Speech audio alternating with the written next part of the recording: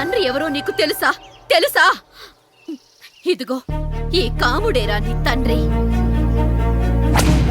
గేదె నల్లగా ఉన్నంత మాత్రాన పాలు తెల్లగా ఎలా ఉన్నాయనే కదరా నీ ప్రశ్న. దానికి సమాధానం చెప్పాలంటే ఒక వర్షం కురిసిన రాత్రి నేను 9వ నెల బాలింతగా ఉన్నప్పుడు. పండు పండు ఇదిగో. ఏమిటండి ఇది? నిద్రలేస్తే నేను, బయటికెళ్తే గంటోడు, పక్కకెళ్తే పాలేరు, ఎప్పుడూ తిరిగే తాయారు.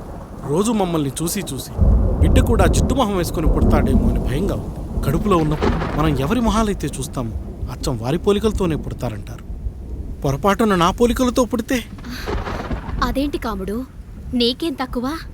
జుట్టు ఉండాల్సిన చోట లేకుండా అవసరం లేని చోట విపరీతంగా పెరిగిపోతుంది. మనకు పుట్టబోయే బిడ్డ గొప్ప అందగాడై ఉండాలి. ఇదిగో రోజు ఈ దేవుడి ఫోటోలు చూడు, వాళ్ళలాగే అందంగా పుడతాడు.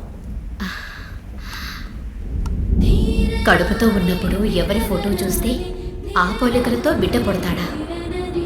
కనిపించని దేవుడి పోలికలు నా బిడ్డకెందుకు? ఈ ఊరికి దేవుడు రాయుడు.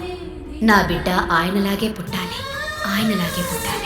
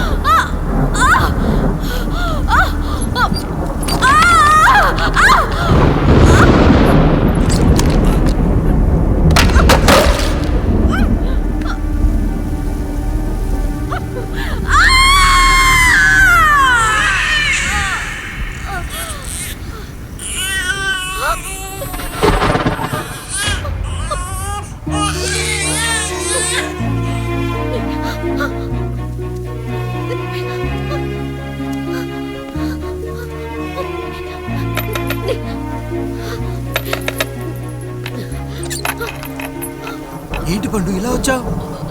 అయ్యా, తప్పు జరిగిపోయింది పెద్దయ్యా. ఏం జరిగింది? అసలే నువ్వు ఒట్టి మనిషి కూడా కాదు. ఒక్కసారి ఇటు చూడండి అయ్యా.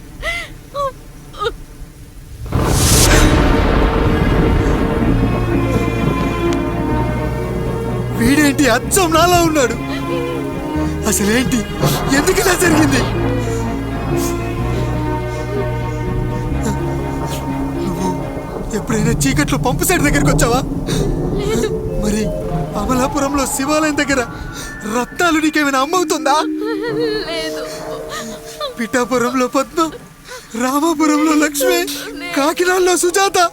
అయ్యో దేవుడా, అసలు ఇదంతా ఎలా జరిగింది పండు? అయ్యా, ఇదంతా కాముడి వల్లే అయ్యా, కాముడి వల్లే. కాముడా?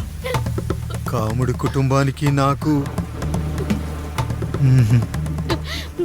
ఏం గుర్తు రావట్లేదే. ఎన్నని గుర్తు పెట్టుకోగలను నేను మాత్రం? అయ్యా, అది కాదయ్యా.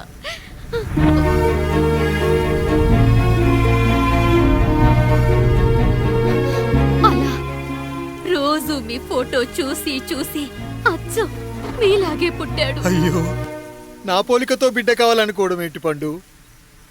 నువ్విలా చేయడం ఏంటి పండు? పోలికల కోసం ఫోటోలు ఎందుకు చూసావు పండు? అందుకే కదయ్యా ముందు ఆ డైలాగ్ చెప్పాను, తప్పు జరిగిందని. ఇప్పుడు ఏం చెయ్యాలయ్యా? స్వచ్ఛమైన మన ప్రేమను ఈ పాడులోకం అర్థం చేసుకోదు. కనీసం మీ ఇద్దరి జీవితం బాగున్నా ఆనందపడేవాని. వీణ్ణి ఇక్కడ ఉంచొద్దు పండు, బయటికి పంపించు. బయటికి పంపించి బాగా చదివించు, గొప్పవాణ్ణి చెయ్యి. వీడికి అయ్యే ఖర్చంతా నేనే భరిస్తా. అవసరమైతే ఆ డబ్బు కాముడి జీతంలో వచ్చేద్దాం. అయ్యా, వెళ్లే ముందు వీడికొక పేరు పెట్టండి అయ్యా. వీడు ఇంకో రాయుడు, అంటే ఇంగ్లీష్లో అండ్ రాయుడు, అండ్ రాయుడు.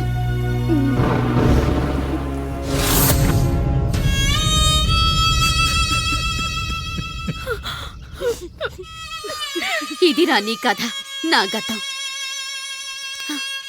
నిన్ను చదివించడం కోసం ఆయన మీ నాన్న జీతంలోంచి నెలకి 3000, 4000 కోసేసిచ్చేవారు. అప్పుడు ఆయన పడిన బాధ పగవాడు కూడా పడకూడదు. చూసావారా, దేవుడు లాంటి పెద్దయ్యని అనవసరంగా అనుమానించడం ఎంత పెద్ద తప్పు చేశావో అర్థమైందా? ఒకడు నిమ్మకాయ పెట్టి పసుపు వేసి ఉప్పు కలిపి పులిహోర చేయొచ్చు, కానీ ఆ పులిహోర ఎప్పటికీ దేవుడి ప్రసాదం. నువ్వు ఆ దేవుడి ప్రసాదం. ఇక ఆయనే మీ నాన్న. చూసావా అమ్మా, ఈ రోజు నుంచి నాకు 3 అమ్మలు 2 నాన్నలు. నీకు మాత్రం ఒక్కడే భర్త, నాన్నకు మాత్రం ఒక్కటే భార్య. మా నాయనే, అయ్యా, బిడ్డను ఒక్కసారి ఎత్తుకొని తిప్పండి అయ్యా. బాబు, నాన్నా,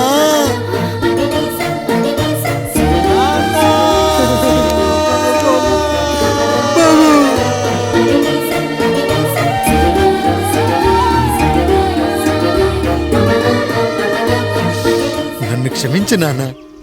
ఇప్పటికైనా నిజం అర్థం చేసుకున్నావు. అది నాకు చాలురా, చాలదు నాన్న. నిన్ను ఏలెత్తి చూపిన జనంతో చెయ్యెత్తి దండం పెట్టించాలి.